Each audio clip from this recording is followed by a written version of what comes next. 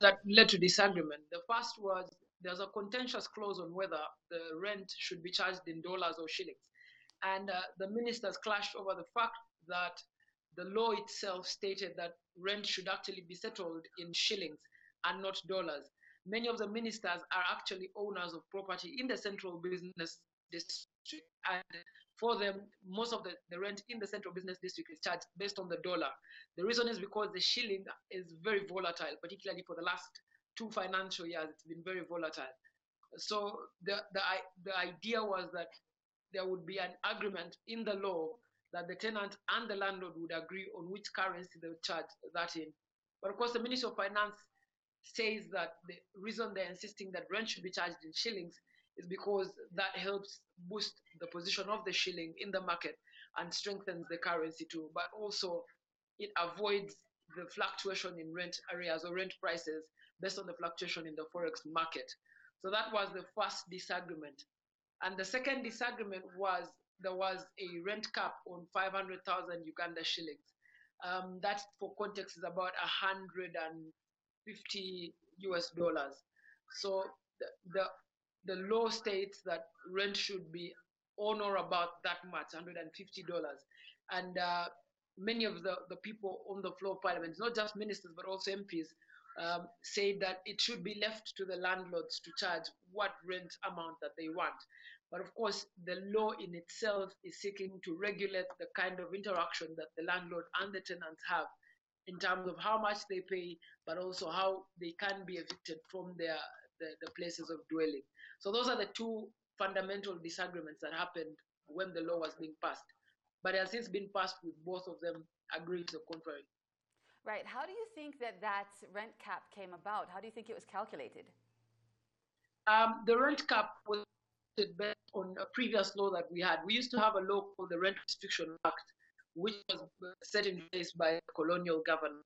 The Rent Restriction Act established what you call a rent board at the local government, which would determine how much rent would be charged in that particular locality. So it used to be about 15 or 16 currency points in Uganda, which was about 300,000. Now that the law has been amended, it's come up to that 500,000. But of course, when it's being calculated, it's calculated based on income per capita of each Ugandan. Of course, it goes without saying that the income per capita for each Ugandan over a cross period of a year is about 1.3 million shillings.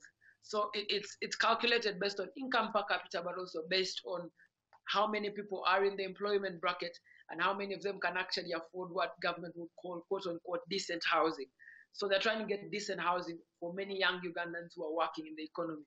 But also, I must tell you that there was a lot of push from particularly young entrepreneurs who don't own property, but who rent and do business in rented premises. There's a lot of push for them when this law came up in the committee for discussion.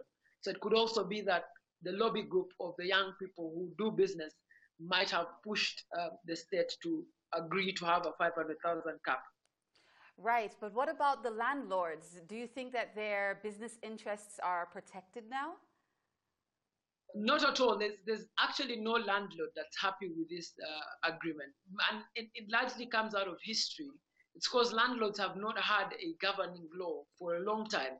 They haven't had a relation between them and the tenant that's based on law. It's always been based on the preferences of the landlord. So this is the first time that the landlord has to account for that. But on top of that, Makeda, what many people don't say is that this law also introduces a tax on rent. So if you have a commercial dwelling or even a residential dwelling in which you're not staying as the owner and it's rented out, you have to pay a rental tax to the local government in that area. So it has attracted a tax too. So many of the landlords are not happy with it. But again, the context is that the country currently is struggling to have a tax to GDP ratio that's favorable. Currently it's 14.2. They want to raise that to 18. And for that to raise, a lot of taxes have to come in. And taxes are now being charged and levied on almost everything from social media down to rent. Also, maybe to just add for context, Uganda has a very booming real estate market. Over the last 6 years, we've grown our real estate portfolio by over 60%. So it shows that government might have charged this tax, of course, also based on the projection that the real estate market is growing and growing very rapidly. Right. What do you think is the broader meaning of the passing of a law like this? You touched on it a bit with the taxing, but what else do you think that this means for the economy? Yeah, in context for the economy, of course, it's that we have an economy where uh, much of government spending is now premised on infrastructure development. And that is quite capital intensive and capital demanding.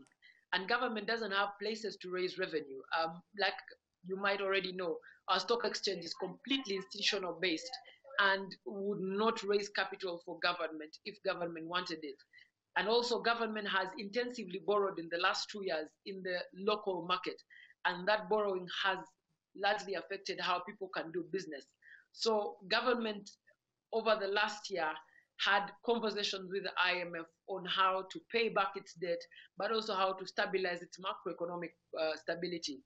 And those conversations resulted into an agreement by government to raise the domestic tax to GDP ratio from 14 to 18. And that 4% now is what government is trying to be able to beat.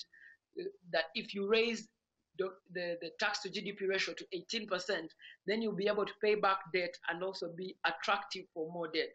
Currently, we're very close to the debt ceiling. That means that nobody can give us long-form capital.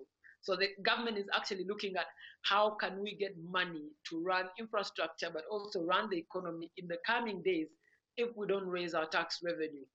And really, that's really how economics works. Government is really now just playing the economics, saying that if you're earning from the economy that we're building, you must pay your fair share of taxes. And the real estate market is one of those places where there hasn't been much of government activity in terms of taxation, and now the taxation is happening. Right. Just before I let you go, revenue authority aside, what do you think that this is going to mean for the Ugandan shilling in the long run? It might mean very little for the Ugandan shilling, quite honestly, because the Ugandan shilling is taking most of its beating because of import substitution or the lack of exports. And there's very little productivity happening internally in the country to generate enough goods that can be exported so that the foreign exchange can be turned around quickly.